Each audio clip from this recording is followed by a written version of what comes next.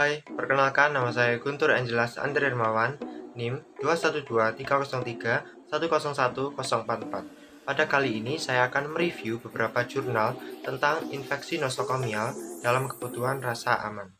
Infeksi nosokomial merupakan salah satu penyebab meningkatnya angka kematian atau morbidity dan angka kematian atau mortality di rumah sakit. Infeksi nosokomial dapat menjadi masalah kesehatan baru, baik di negara berkembang maupun di negara maju. Oleh karena itu, rumah sakit dituntut untuk dapat memberikan pelayanan yang bermutu sesuai dengan standar yang sudah ditentukan dan harus diterapkan oleh semua kalangan petugas kesehatan yang berada di instansi tersebut. Akan terdapat 3 jurnal yang akan saya review mengenai infeksi nosokomial itu sendiri. Pada jurnal yang pertama dengan judul Infeksi Nosokomial di RSUD Sejonegoro Kabupaten Wonosobo. Infeksi nosokomial atau Hospital Acquired Infection atau nosocomial infection adalah infeksi yang didapatkan dari rumah sakit atau ketika penderita itu dirawat di rumah sakit. Dari hasil wawancara dan observasi praktik teknik aseptik, petugas kesehatan dan pengunjung masih kurang seperti kebiasaan mencuci tangan sebelum mengobati, merawat, ataupun memegang pasien. Penggunaan APD seperti masker, jas khusus, alas kaki, dan sarung tangan bagi pengunjung untuk masuk ke ruangan khusus seperti HCU masih kurang. Pembatasan juga akan pengunjung yang masuk dan juga jam besuk juga masih sering diabaikan. Pada jurnal yang kedua dengan judul Pola Bakteri Penyebab Infeksi Nosokomial pada Ruangan Perawat Intensif Anak di PLU RSUP Prof. Dr. RD Kandau, Manado. Infeksi nosokomial atau yang sekarang disebut sebagai Healthcare Associated atau yang bisa disebut HIS adalah infeksi yang didapat di rumah sakit, terjadi pada pasien yang dirawat di rumah sakit paling tidak selama 72 jam dan pasien tersebut tidak menunjukkan gejala infeksi saat masuk di rumah sakit.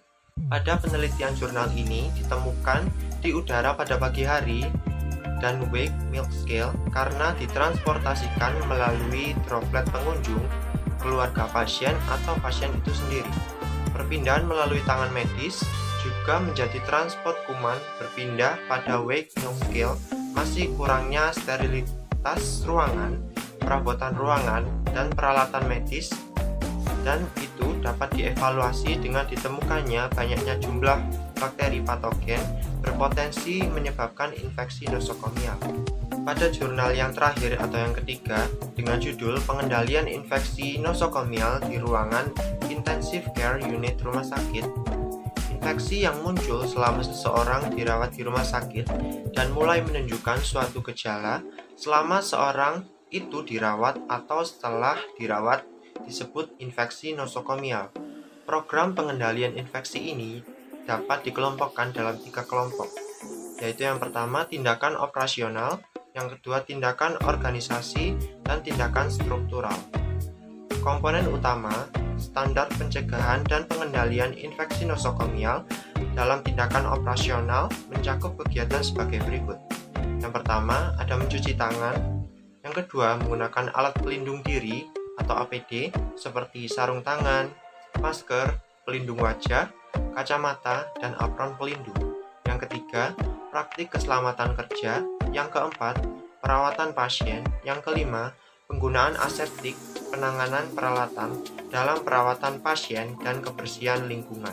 Dari ketiga jurnal tersebut, kesimpulan yang kita dapat adalah infeksi nosokomial adalah sebuah penyakit yang terjangkit pada pasien pada saat berada di rumah sakit atau setelah dirawat di rumah sakit. Untuk mencegah itu, maka kita harus menjaga kebersihan diri atau personal hygiene. Dengan ini, kita bisa mengurangi infeksi nosokomial ini. Tadi adalah beberapa penjelasan sedikit tentang pengertian infeksi nosokomial dari beberapa jurnal yang saya baca. Kiranya video ini dapat bermanfaat bagi kalian. Jika ada kesalahan, mohon dimaafkan. Sekian, terima kasih.